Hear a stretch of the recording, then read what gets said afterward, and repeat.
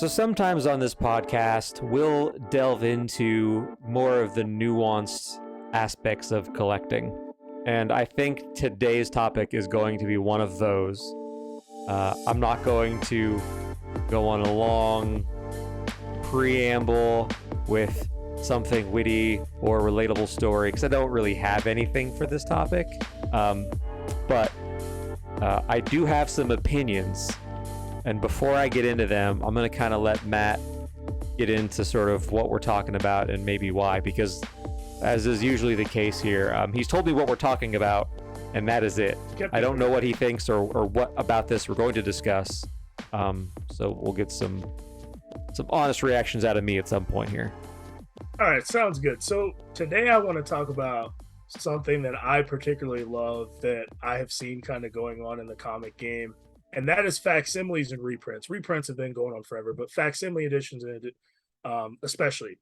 What I mean by a facsimile, just very quickly, is an older comic that has been reprinted but produced pretty much in the original fashion that it has, that it was printed in back in the day. So, for example, Detective Comics and Detective Comics, first appearance of Batman Action Comics.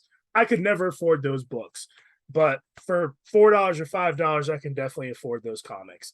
That's what I'm talking about. The thing that are really cool about these books, too, is, like I said, they present the original ads that were in those books. So if you're kind of like a history person like me, I don't mind reading older material. So getting facsimiles of these great stories is something that's very interesting to me. And I, more often than not, end up picking up a lot of these books. So I just wanted to talk to Dave because as Dave has talked about, I go through the previews magazine like crazy. And I've kind of picked up on a trend, though, with these facsimiles. And I just wanted to kind of see what Dave's kind of thoughts were about this. So I'm referring to my notes YouTube. So if you see me kind of looking off to the side, that's what I'm doing. So just really quick, I went through like the past 3 to 4 months of the Marvel and DC catalog in regards to these facsimile editions. So Marvel, September, Amazing Spider-Man #1, the first Amazing Spider-Man book, not Amazing Fantasy 15, first Spider-Man solo book. Amazing Spider-Man Annual #1, which was the first appearance of the Sinister Six. That book was actually $8, more than the $4 cover price. What? October, Tomb of Dracula, kind of makes sense for an October, horror theme makes sense. November, New Mutants, so Deadpool and Fantastic Four 52, which was the first appearance of the Black Panther. And December was Ultimate Comics Spider-Man and Savage She-Hulk. So most of the Marvel reprints, they're only $3.99, but only $3.99. They're $3.99, with the exception of like that Amazing Spider-Man Annual that's $7.99. I want to talk about DC real quick. DC July, Batman Hush reprint. This was actually free. And then Action Comics #1, that one I have here. Dave, do you know how much that reprint was of Action Comics? Take a guess. $8.99. Close, $7.99. October is Superman #1. November. This is when I started picking up on the trend. Wonder Woman 204, first appearance in Nubia. Superman 75, Death of Superman, Dave's favorite Superman story. Detective Comics 38, first appearance of Robin, and Brave and the Bold, the first appearance of the Justice League. 4 facsimiles in 1 month. Why are we reprinting an issue of Superman that people can't even give away? I can go find the original anywhere right now for a reasonable amount of money. So I think so. My LCS guy, I talked to him about this because I've just seen a rise in these facsimiles. Like it used to be, they would do one every once in a while. I'm seeing at least 1 or 2 a month. And he told me like a lot of comic shop owners, they got an email and they were like, "Do you think these would sell? Is there a market for these?" And a lot of them said yes, and some of them do sell very well. There's been occasions where, especially some of the Batman ones, have sold within the top 50 of DC Comics, well, not even DC Comics titles, all titles that month, which is kind of I think, a little bit embarrassing that a reprinted material, a reprinted comic is selling better than an average, comic today. I got some concerns about that. I think these companies are doing these facsimiles because they've already paid for the work. They don't have to pay for a new creative team. They just got to print the material. Uh, I do think on a positive side, it is good to maintain like the legacy of your product. We're going to talk about reprints real quick and like trades and stuff like that. But these are like Daredevil 181. Some of these books, like I actually do have a Daredevil 181 that I paid for, but like the Death of Jean Grey, especially giant size X-Men, kind of how it was originally presented. I can't afford that. Like I'd have to sell a kidney, but like to pay $4 to get these books for a collector like me, it's something that I'm interested in engaging with. I understand that not everyone is, but I'm interested in engaging in that. The thing I don't particularly love, there is like a weird secondary market for some of these facsimile editions as well too. Like I've seen the amazing fantasy 15 actually got one for like $5 or whatever. They're selling for like 50 or $60, man. The Miles Morales Ultimate Fallout 4, the first appearance of Miles, I mean, I've seen that book selling for like $80. I don't get that. I think these are good for people who want to read comics. I use Marvel Unlimited, I use DC Infinite, but sometimes I do like to hold the actual book, and that's what these are.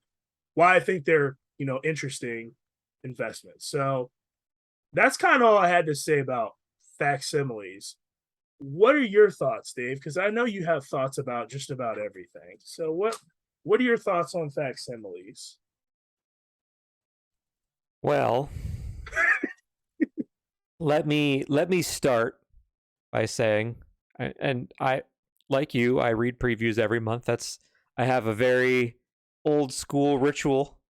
I get my previews, my Marvel previews, my DC Connect if they remember to send it to me. Send you the If it's right in month. paper that month, you never Yeah. know. I like to sit down with my pen and paper and I flip through my previews and I write down the stuff that I want to order, and then I make my order on mycomicshop.com, aka Lone Star Comics. And that's my monthly order my comics routine. And you know how a T-Rex allegedly cannot see something if it is not moving? Yeah. Yeah. I have the same type of vision for facsimile editions and previews. My brain does not register those as something of interest, and I simply just move past them like they aren't even there. And I bring this up to make the point that I had no idea, and I'm going to use a very specific term. I had no idea this was such a problem. Wow. And I think it's a problem. Wow. For a multitude. We're reprinting Hush. Yeah. Dude, that thing's like, what, 20 years old? It's not even that old. It can't be that hard to find. Don't tell me it's hard to find. The trade is that they keep reprinting the trade. At minimum, you could go and buy the, like, why would you need to buy a facsimile edition of something that is not difficult? I understand things like Amazing Fantasy number 15 and Action Comics number 1, things that no reasonable person will ever afford in their lifetime. I can kind of see that, even though I personally would never. But some of this stuff is Savage She-Hulk. You're telling me we can't find Savage She-Hulk? We have to reprint a facsimile edition of Savage She-Hulk? Like, I'm stuttering. I'm so incensed about this. It is on a better paper quality, though. I do not care. You don't care. The paper care. quality has consistently gotten worse over the last 5 to 7 years anyway. The fact so it's like the worst, actually better paper quality, like better than the 90s, but worse than 10 years ago or 15 years ago. Like, yeah. Who cares? I can concede that point a little bit. I mean, the one I can concede the point on is like Superman 75. Dude, that's in every comic book store. Dude, every man in America bought 5 copies of that when it came out. Don't tell me it's not. Don't tell me you can't find it anywhere, because I know you're lying. You can get that comic everywhere. Like, that is. I could probably go to Goodwill and find a copy. You probably could. So it's a problem. It's absolutely a problem. We've talked about it before, where there's a shift happening in the way monthly comics are made. it's now done for the sake of the trade. We're writing in arcs. We're worried less about overarching continuity and more concerned with, can this creative team sell enough books for me to get my nut, Marvel and DC? And because of that, there's a limited amount of resource available, I would imagine, in terms of budgeting for monthly paper comics. And how much of that budget is dedicated to a facsimile edition has to come from somewhere. And it's probably coming from the original comics budget, I would assume. I don't know. This is just conjecture. I don't know. No, that's a good point. I mean, I think in some aspects this might be cheaper to print, like I said, because there's no like creative team, so you're not really paying, for rights and stuff like that. But you're right, like even in the catalog, as stupid as that might sound, as a digital catalog or paper catalog, that book is taking up ad space. Like you're taking up ad space to print a facsimile. You could be investing those resources into the whole thing costs money. Content. Yeah, it costs with that creative team or not. Free. It costs money to print it. It costs money to ship it. It costs money to stock it. For sure. It costs money to promote it. It all costs money. It's a little less, I guess. Yeah. I guess. Well, I think these things sell though. I don't understand why. Who's buying? I don't understand to what degree. I mean, your old school Marvel fan who wants some of those books. Maybe not you, but definitely not me. Well, we know it's not you, but someone who likes maybe those more contained stories and those cheap arcs. It's like, there's 2 facsimile a month, or you just pick up the ones you want. Like you don't have to get them all. You could just grab the ones you want. Yeah. If there's a Nova one, maybe that's something that would interest Dave or something. I don't know. No, because I could go and I can buy that. I can't imagine there's a Nova comic out of my price range. Well, that's your price range though. Like, that's different. I don't think there's a Nova comic outside of anyone's price range. Okay. All right. Well, there's a way to. My man Dick Ryder is not that popular or that rare. You invest into the characters that their first appearances are expensive, but I got the first appearance of Carol Danvers as Ms. Marvel. Did you get that before it blew out? After the movie came out. Really? At Dallas Fan Days, aka Dallas Comic Con. I got it for like $75. $75 is a lot of money for a comic when you can buy a facsimile of that for $3.99. You know what I can't get with that facsimile edition for $3.99 though? What can't you get? The pride of owning an original. Yeah. I guess. Pride is a dangerous thing, my friend. Here's what I don't understand though. Like I and this is just coming from my own very personal cone of preferences. But for me, if I'm going and buying older expensive comics, it's for a character or a series that I am heavily invested in from a collecting standpoint and will go out of my way to buy an expensive piece here or there. Amazing Spider-Man number 50 is a great example. Like I paid a lot of money for that comic. I paid a lot of money for some of the older Eastman and Laird Mirage TMNT comics. I'm talking like in the 1 through 10 range from volume 1, the very first TMNT series. I guess you could count that Captain Marvel first appearance. But generally speaking, I'm either going to go for the original or I'm just not interested, like I'm not picking up a copy of the first appearance of Batman just because I really like Batman. Unless the only way I can understand these facsimile editions like being a thing people want to buy is because they want to frame and hang in their house. Which I do. That makes sense to me. That makes sense to me. In my office, there's like, my office. Yeah. Yeah.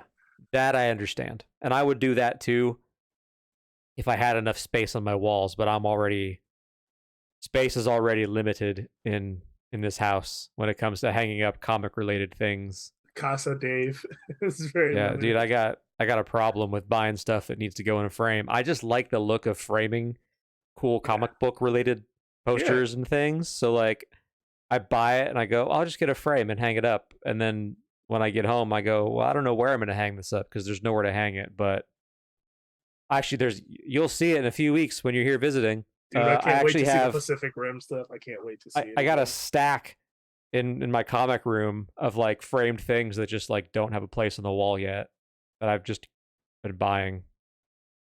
Love it. But I'm digressing. Sorry.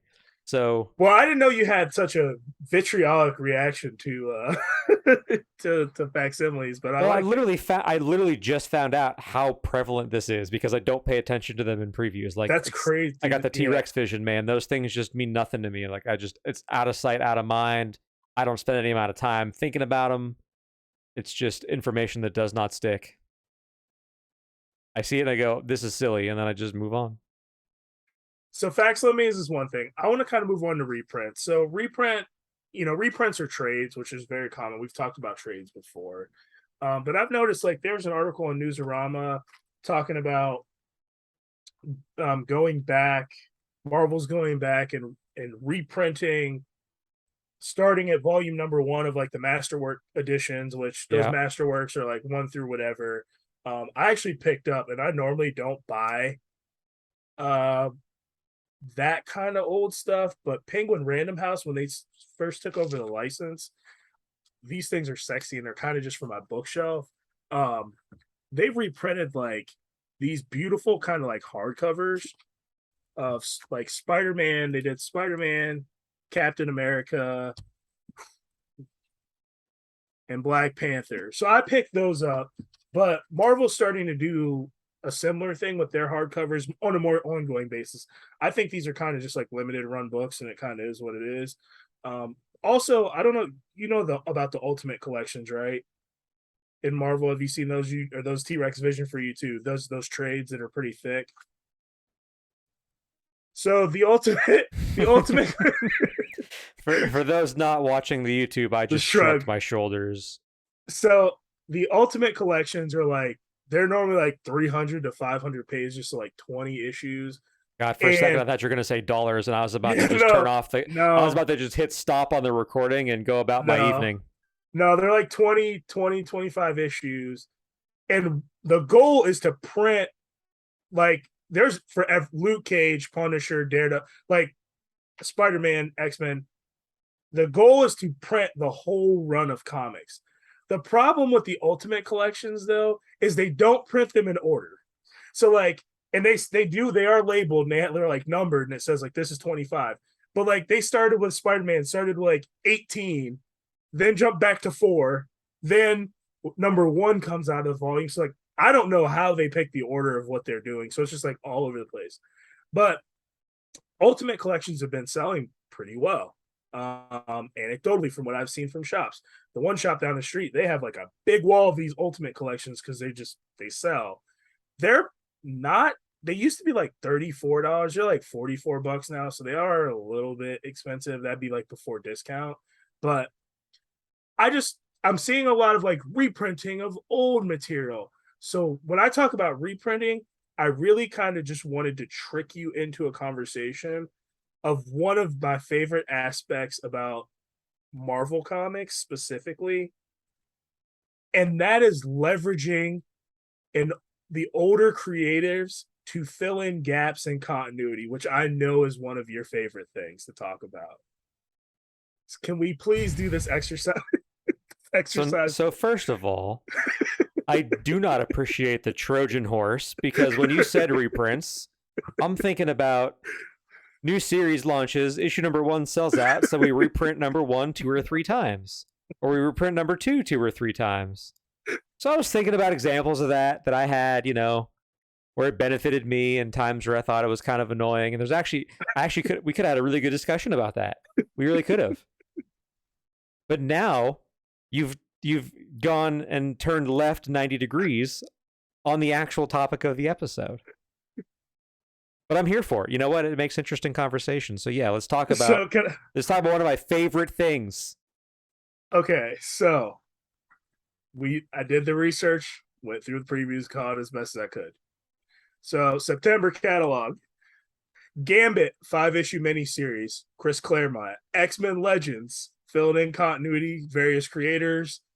X-Men 92, which is House of XCII. I don't know what that is, but it's pretty much the X-Men 92 characters in the new amazing who's Hickman era with the plant people. Like they pretty much are telling that story, but with X-Men 92 characters. And then Peter David is writing a Genesis Val series. October, those 4 books again, plus New Fantastic Four by Peter David. November gets November, copying those series over, a couple of them in, but Chris Claremont is doing an Extreme X-Men book. They're reprinting Cross Gen, the first couple issues of each of the Cross Gen books. This is what I kind of want to talk about.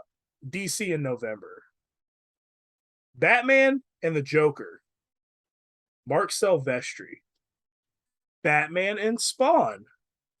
The Classic Collection. Wildcats. Wildcats 30th anniversary. Bringing back another, not like crazy old creator, but kind of when I got into comics 2011, 2000, mid 2000s up to 2010. Jeff Johns has 3 books. Golden Age, a Justice Society of America book, and a Stargirl book. And then I will even throw in what has been going on. One of my favorite books is World's Finest with Mark Waid. I listened to an interview with Mark Waid, and he pretty much was like, DC told me I could come back and do whatever the hell I wanted, pretty much. Then there is 16 different 90s themed variant covers that month. I'm not even, the only book that I have for December would be on the DC side, Batman and Spawn with Todd McFarlane and Capullo. And then on the Marvel side, there's a Spider-Man, The Lost Hunt, written by J.M. DeMatteis, and a Planet Hulk book written by Greg Pak. The reason I bring this up, primarily on the Marvel side, or on the DC side, one, I thought the 90s were something that was ridiculed and that was a joke, but we're leaning very heavily into the 90s. I've seen that a lot. Even an Image, man. I can tell you why. I do want to find out why on your side, but even Image, Image is doing a lot of Brigade reprints and what was the other guy, the other Prophet facsimiles.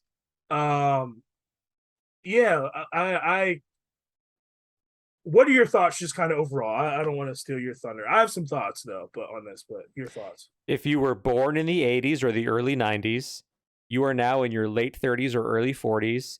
You have a job, you have adult money, and you are nostalgic. And you are the absolute primary target for these 2 companies right now. How much of our money can they get? They're going to find out with all of this, throwback 90s stuff. That's what it is. All that it is. Because you're right. The 90s were ridiculed pretty heavily, but yeah, the 90s were ridiculed heavily by people older than us who were our age in the 90s collecting those comics. For us, the ones that were kids then, we look back on that stuff fondly. How many times have I said on this podcast how much I love 90s Marvel? Yeah. Rise of the Midnight Suns and all that Ghost Rider stuff and X-Men in the 90s and Spider-Man and there's so much good 90s stuff in my opinion because those are the fondest memories that I have with comics, with collecting, with reading, with experiencing some of these characters and stories for the first time. Do you think there is yes, I agree with you.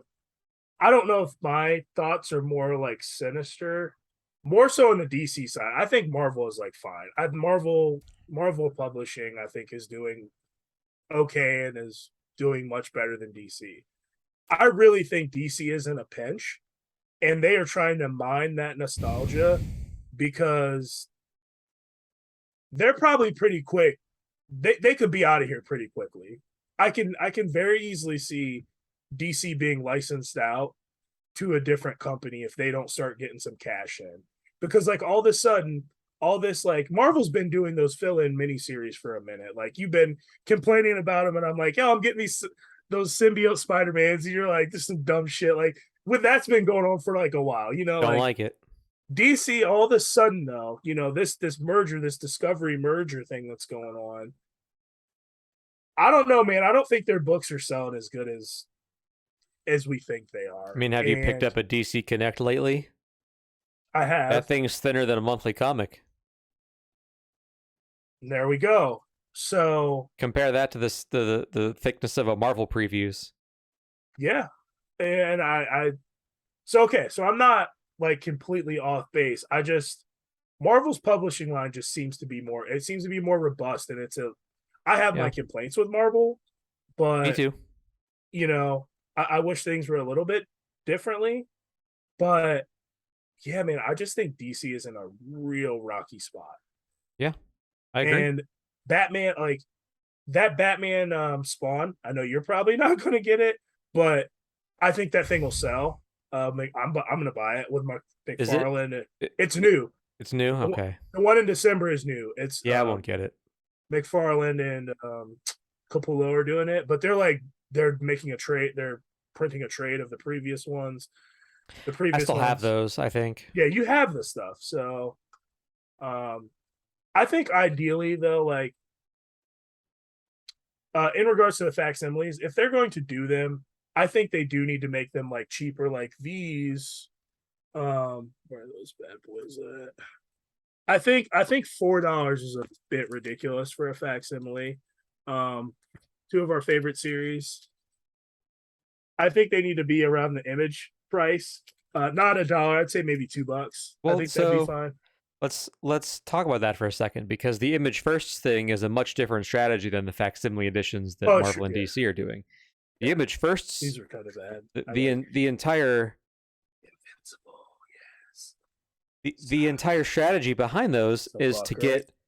get sort of a low cost entry point for a series in the hopes that you'll go and catch up on everything, whether it be in trade or digitally or hunting down back issues. Like, Image wants you with a sort of risk-free entry point into a series that they know is good, that historically sells well, so they can continue to sell more of it. Yeah. I'm And the more thing, I'm more forgiving of that type of a strategy than what Marvel is doing. and I really just appreciate Image as a publisher. Me too. They cut back on apparently second, like additional printings. Like they don't do a lot of second and third printings. That 8 billion genies printing, that 8 billion genies book is like on its fifth printing. I checked like final order cutoff, and like during the pandemic, they're like, we're not doing any more printings. But like 8 billion genies is like on its eighth printing. But in regards to their trade paperback strategy, like you can normally always get Image books. They're always reprinted, and I really appreciate that. Unlike Marvel with like these Ultimate collections, like I really want to like own and hold like the Death of Gwen Stacy, and in one of those Ultimate collections. I don't want a facsimile. Good luck. Like I have to wait 2 years to get that.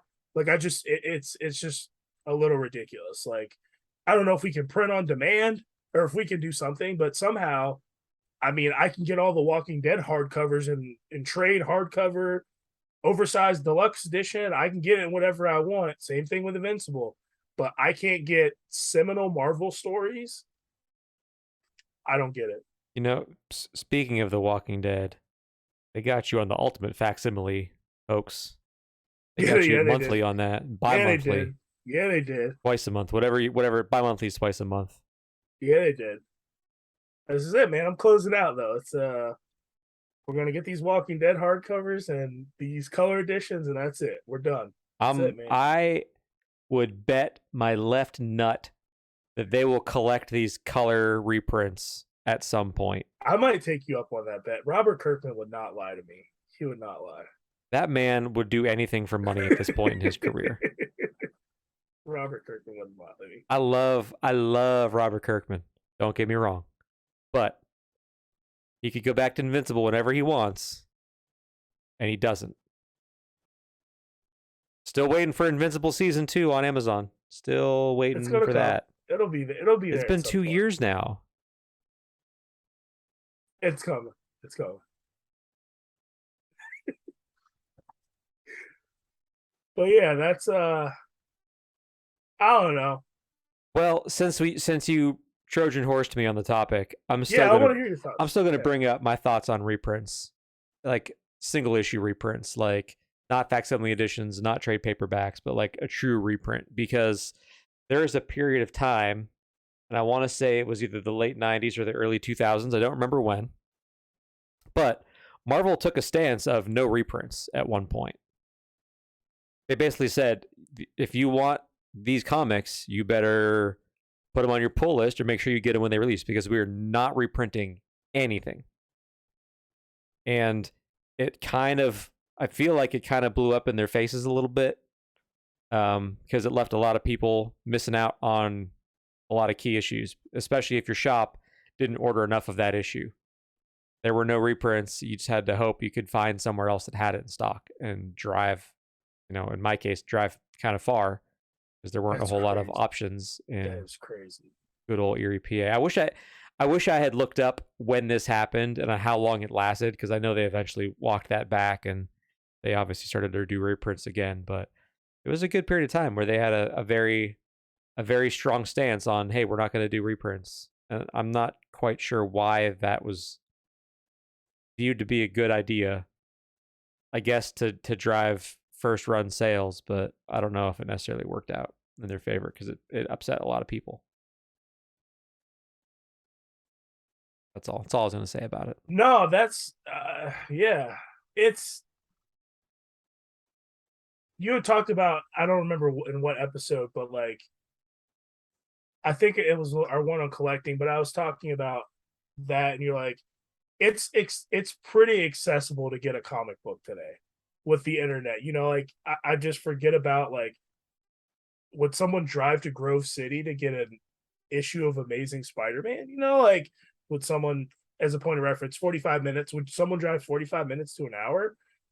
Those hardcore comic book fans probably would, to Yeah. to fill that run in and to get that. Obviously, you probably make it a day and have some fun with it, but still, it's a lot different. And I'm not a regular shopper, but I can easily just hop on my comic shop and fill in the books that I want. They have mostly, I can fill in my collection and I can at least Yeah. read a comic book. So that's something to keep in perspective, or just read it digitally, read that one issue digitally. I'm not selling these books for money, so I have a hole in my collection. Oh well, you know. But yeah, that's an interesting strategy. And like I said, I think Image is even coming off of that strategy as well too, because it was I think you I have and I to. I think mean, I think it was realistic maybe in the time with there was a legitimate paper shortage, and it was like, yeah, you want these books, it is I what it agree. is, and now that things are kind of returning, reprints are back, baby. In my opinion, the best thing for comic books as a hobby, as a thing that we all enjoy doing, the best thing for it is to make the series, the hobby, the stories, the characters as accessible as possible. And I don't necessarily think that reprinting one single issue that is 20, 30, 40, 60 years old advances the community or the collectability of the comic as it is today. And if we want comics to survive, you need more people buying monthly comics and enjoying those comics. And it seems like every time you bring a topic like this to the podcast, it's another step in the wrong direction for Marvel and DC, in my opinion. Simply one man's opinion. But for me, I would love to see more things done to make comics accessible and not just what we can do to drive the most sales, because there's a balance between producing something of quality that is accessible, that is enjoyable, and something that is just going to sell a bunch of copies, like a facsimile edition. Clearly seems to be the case with those. People want to buy those. Without having statistical evidence to back up any of my claims or stances, it's really hard to say that I'm right or wrong. It's just, again, one man's opinion. But you know what I want to see. I want to see less everything that they're doing, whether it be going back to these weird pockets in time and selling me a 12-issue maxi series about things that chronologically could never have happened based on the era that these stories are intentionally set in, or doing facsimile editions or whatever it is. Like, give me less of that type of stuff and just give me quality monthly comics with characters that I'll enjoy. I'm like, I'll be happy. And I think a lot of other people would too. And just looking at Marvel in a vacuum, there's so much stuff that's happening with Disney Plus shows and with the MCU. And, we've talked recently about how, maybe it sort of lost its way and we're in kind of a weird place where no one really knows what's going on. There's just a lot to consume. But like it or not, there's still people that are discovering a lot of these characters for the first time. She-Hulk and Ms. Marvel and Moon Knight. What do those people do when they walk into a comic shop for the first time? Like, if 30% of the shelf for DC is facsimile editions and 20% is facsimile editions for Marvel of characters that they don't care about and never heard of, are they gonna get sucked into the ecosystem that is monthly comics? Probably not. There's no Ms. Marvel series right now. There's a Ms. Marvel and Venom series coming out, though, for no good reason whatsoever, I guess. I don't know. I'm kind of just rambling now. No, I think you're right, though. There needs to be more of a cohesive vision. Whether it is with the MCU or just with comics in general as like its own standalone thing. There needs to be more of a cohesive vision, just for sure. I think there will always be, as down on the publisher as I am, there will always be some books at those companies that I will enjoy based on creative team. Yeah. And agreed. My complaint is I wish it was just more line wide, where I really had to fight every month about, man, there are just so many good comics. I do not know what to pick. I mean, I do have that struggle. That struggle is in Image Comics, though. It's the Massive Verse, and it's Spawn for me. I know that's not for you, but like, there's so many good Image Comics that are coming out, or at Boom Studios with Something's Killing the Children. Like, that's where it's at right now. I wish it was back at Marvel and DC a little bit more. Just a little bit more. Yeah, I agree. I think that about wraps us up. I can't put a bow on it any better than you just did. So with all that, you can follow us on Twitter.